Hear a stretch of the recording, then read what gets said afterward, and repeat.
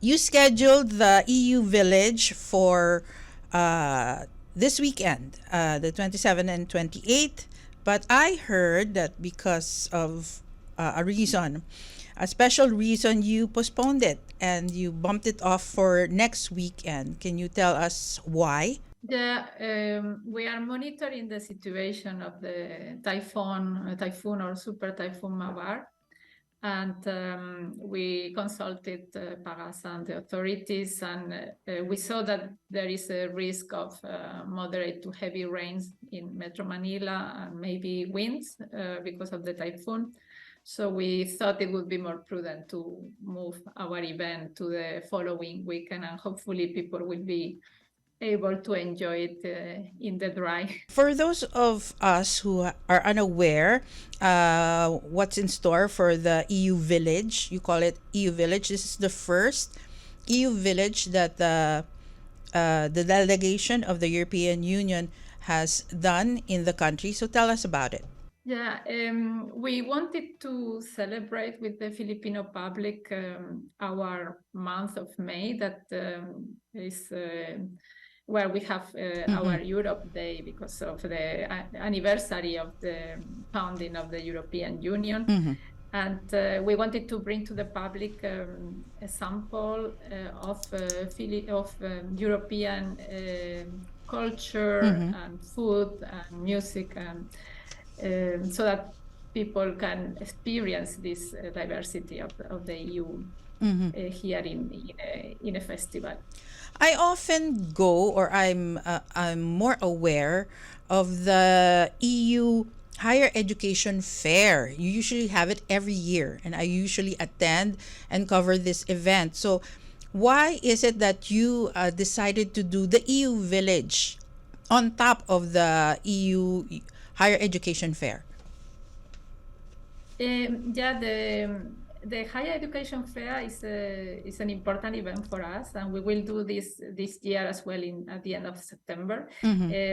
Its aim is to inform Filipino students, professors, universities of the possibilities of studying in the European Union in EU higher education institutions. So this is the public, and this is the purpose. We want students or researchers, etc., who want to go to the EU to study, to know what is in offer and how to do this.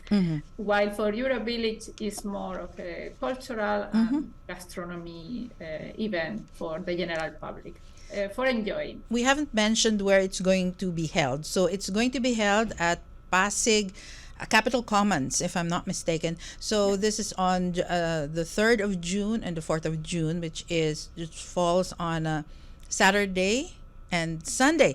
So the Capital Commons Park, that's where it's going to be held, is a very big park. So I imagine that they'll be setting up booths all over the park. And does it have a gate? Is there an entrance fee for people who are interested to look at the exhibits or even taste the food? Will there be a fee to go in, and is there an age range? I mean, there's an age range for people who want to enjoy the EU Village. The event is open for all ages, for the general public, and it's free. It's free of charge.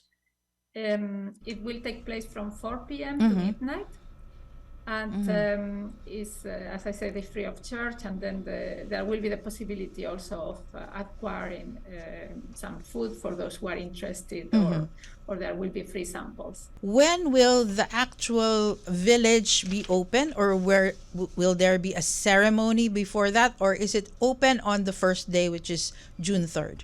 Yeah, on June 3rd, everyone is welcome from 4 p.m. Okay, so there will be performances in music. I know it's not easy to communicate with people who are not adept to the language in Europe. So, the exhibitors, English speakers, so the Filipinos can ask, inquire, maybe touch or look at their exhibits.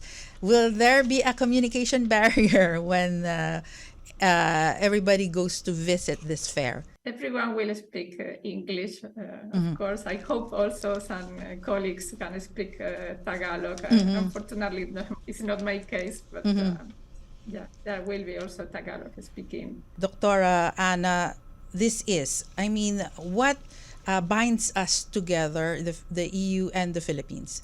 I can see some cultural similarities, like, and of course the language, the fact that Filipinos speak English make things much easier for Europeans to interact. Of course, the Philippines is a democracy as well, a country that has a constitutionally protected human rights. So there's an affinity with the European Union. We have a good trade relation and a lot of European investment in the Philippines. I think by stock of investment, we are the biggest source of foreign investment in the Philippines.